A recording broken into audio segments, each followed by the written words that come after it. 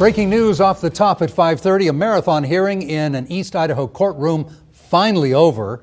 Lori Vallow, Daybell's attorney, was asking a judge for a reduction in her $1 million bail. CBS 2's Trevor Fay joins us now with the outcome. That's right, Brent. You see, the judge denied Vallow's bail request for a second bond reduction, saying that she can't find any good cause for doing so. This came after a protracted verbal sparring match between Vallow's defense attorney and the judge. The routine bond hearing quickly took some strange turns as the defense attorney claimed his private conversations with Daybell were recorded by Madison County Jail. He says it was a violation of her constitutional rights and that she's not being treated fairly.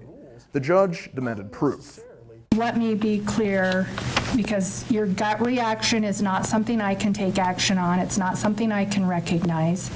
What besides your, as you said, gut reaction that phone calls are being recorded, what else do I have that I can properly rely on? The defense says that he's limited on his ability to communicate with Daybell because of COVID-19, but he didn't have any hard evidence of illegal activity. The judge says she can only make decisions based on testimony or affidavit, and that it's her impression that Vallow's being treated fairly in jail. She kept Daybell's bond at $1 million. Judge Mallard is having the prosecutor write up the order of her decision, and the prosecution says it will be ready by Monday at 5 p.m. In the studio, Trevor Fay, CBS 2 News. But first, new at 4. Today begins stage 1, of course, of the governor's plan to reopen Idaho. It allows most retail stores to reopen, and many across the valley are doing just that. CBS 2's Haley Kramer talked to the owners of one store in Boise who put out the open sign this morning. We're thrilled to be back open. Karen Chambers and her daughter, Callie Kalivas, own LA Junk Antiques in Boise.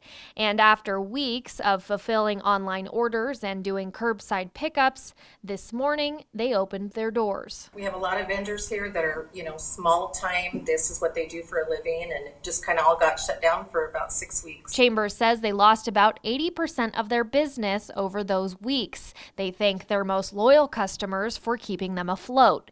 But they felt like they could finally reopen under the state's latest guidelines. It's rare that we ever have more than 10 people at a time.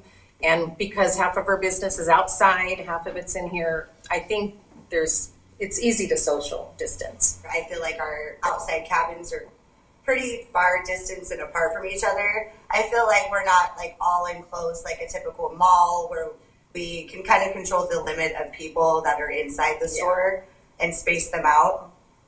A little bit easier than maybe some other places can. They're wearing their masks and they're asking customers to do the same.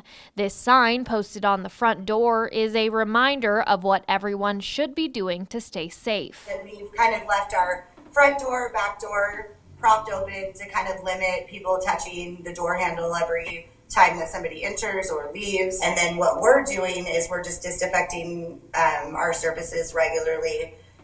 Cleaning regularly. We still are offering curbside pickup, so a lot of people that don't maybe feel comfortable or heading out at this current moment can still shop us online, and then they're available to come by and pick up their stuff. In Boise, Haley Kramer, CBS 2 News.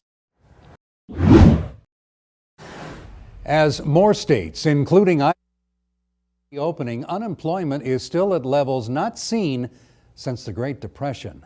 CBS 2's Scott Logan reports on the struggles of Idahoans who suddenly find themselves out of work. Each week, that's what's Alicia Anderson of Meridian is one of many laid-off Idahoans who contacted us, taken aback by Governor Brad Little's statement Thursday that he believes Idaho is, quote, caught up on unemployment claims. The Labor Department website tells her she's used up all her benefits. And so they've told me I've exhausted my benefits, but I haven't received anything. I held down a full-time job and I worked, and this is something that I need right now. So here it is, May 1st. I don't know how I'm going to pay rent.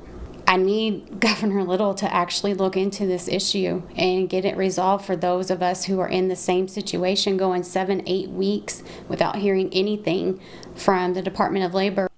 When we asked Governor Little about the frustration of Idahoans who have filed initial claims and are still waiting to hear from the Department of Labor, the governor seemed to downplay the situation. If it's traditional unemployment, I don't believe that's the case.